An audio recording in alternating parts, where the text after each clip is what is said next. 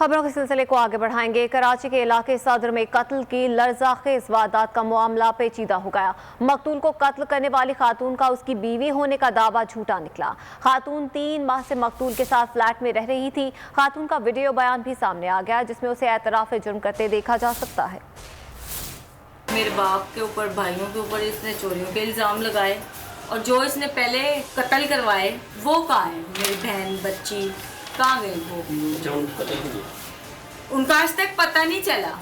ये वो खातून है जिसने कराची के इलाके सदर में पहले एक शख्स का कत्ल किया, फिर उसकी लाश के टुकड़े करके आराम से सो गई। इब्तिदाई तफ्तीश में इस खातून ने मकतूल की बीवी होने का दावा किया, लेकिन बाद में एतराफ़ किया कि वो इसकी बीवी नहीं बल्कि इस शख्स ने मुबैना तौर पर जबरदस्ती इसे अपने साथ रखा हुआ था। मुझे रोजाना गालियाँ देता था, मगर मैं कल आके तंग आके मैंने सोचा मैं चली जाऊंगी। कितनी बार भी मैं जाने की कोशिश करती थी मगर ये जहाँ भी हम जाते थे ये हमारे पीछे आता था। मैंने जो भी किया मैंने ठीक किया।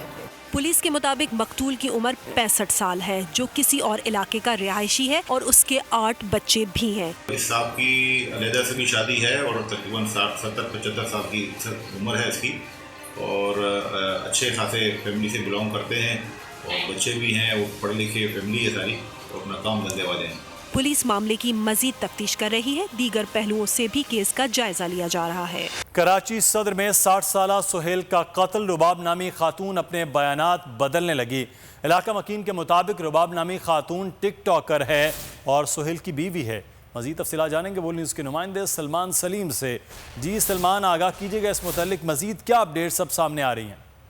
जी बिल्कुल, देखिए स्ट्रेट लाइव बिल्डिंग नंबर 5 के बाहर मौजूद हैं और गुज़िश्ता रात जो है वो 60 साला सुहेल को यहाँ पर बेदर्जी से कत्ल कर दिया गया।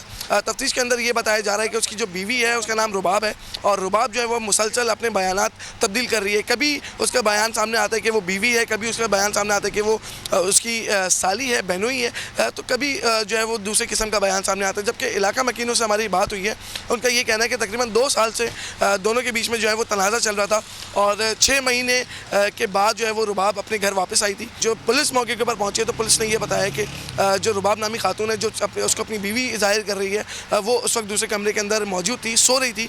जबकि मेडिकल रिपोर्ट जो है वो अब तक नहीं आई है। मेडिकल के लिए रुबाब को जो है वो ले जाया गया है। मेडिकल रिपोर्ट के अंदर वाज़ेह तौर पर पता चल सकेगा कि रुबाब ने कोई नशा आवर चीज़ खाई हुई थी या उसका ज़हनी तवाज़ुन थोड़ा ख़राब था।